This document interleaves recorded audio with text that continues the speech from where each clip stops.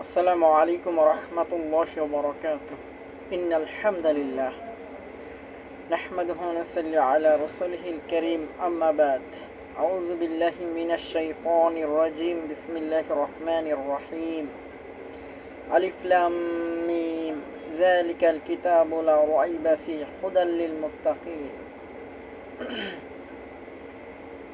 صدق الله العظيم প্রিয় মুসলিম দিনী ভাই বোন, আজকে আমরা আলোচনা করব আল্লাহ সুবহানাহু ওয়া তাআলার কিতাব যে মহাসত্য, এতে যে কোনো সন্দেহ নেই, এবং এই কিতাবটা মুমিনদের জন্য হেদায়েত বা পথ প্রদর্শক।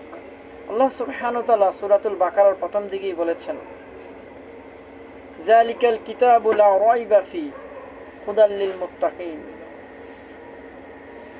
এই কিতাব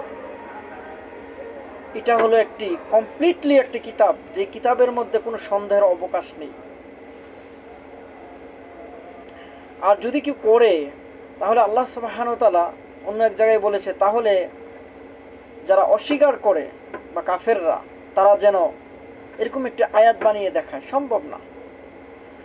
মানব জীবনের জন্য, শুধু মানব জীবনের জন্য না, সমস্ত কুল কায়নাতের কথা আল্লাহ সুবহানাহু ওয়া তাআলা এই পবিত্র কুরআনুল কারীমে তিনি বলেছেন, কিভাবে মানুষ জীবন জীবিকা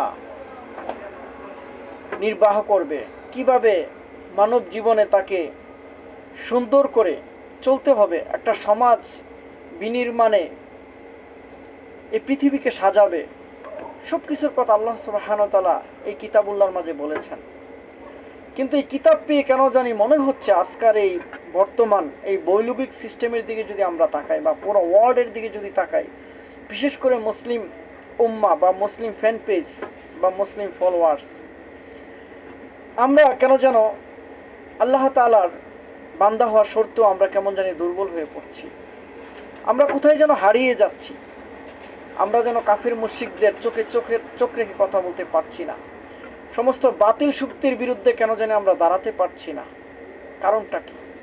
সেকুলারিজম, কমিউনিজম, গণতন্ত্র, ইজম, এই সমস্ত ইজমগুলো যে একটি মানবরচিত মতবাদ, এই জিনিসগুলোকে কেন জানি আমরা বুঝতে পারছি না।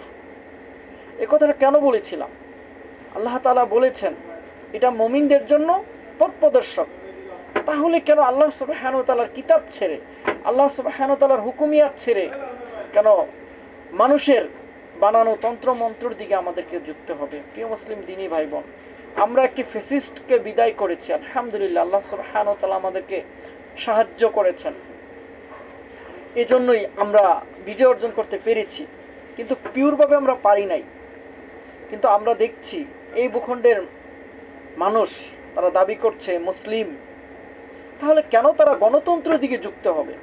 কেন মানবরচিত বিধিবিধানের দিকে যুক্ত হবে? আল্লাহ তাআলা সুস্পষ্ট বলেছেন সূরাতুল আল ইমরানের মধ্যে, গায়রাল ইসলামি দীনান ফালা ইউকবালা মিনহুম ওয়া হুয়া ফিল আখিরাতি মিনাল খাসিরিন। যারা ইসলামকে বাদ দিয়ে অন্য কোনো মত আদর্শের দিকে দৌড়ায়, তাদের থেকে কোনো আমল গ্রহণ করা হবে না। তাহলে এই কথাগুলো আমরা কবে বুঝব?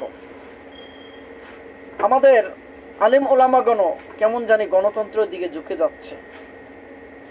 মানে ওনারা কি চাচ্ছে বা আমাদেরকে কি বোঝাচ্ছে আমরা বুঝতে পারছি না।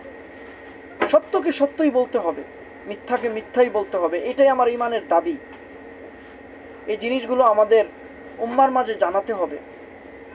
আসলে এই গণতন্ত্র দিয়ে কখনো মাজলুম এই মুসলমান কখনো নিরাপদ থাকতে পারবে কিনা, সেটা নিয়ে আমাদের ভাবা উচিত। আল্লাহ তাআলা আমাদেরকে এই কথাগুলো বুঝে আমল করার তৌফিক দান করুন। ওমা আলাইনা ইল্লাল বালাগ। আসসালামু আলাইকুম ওয়া রাহমাতুল্লাহ।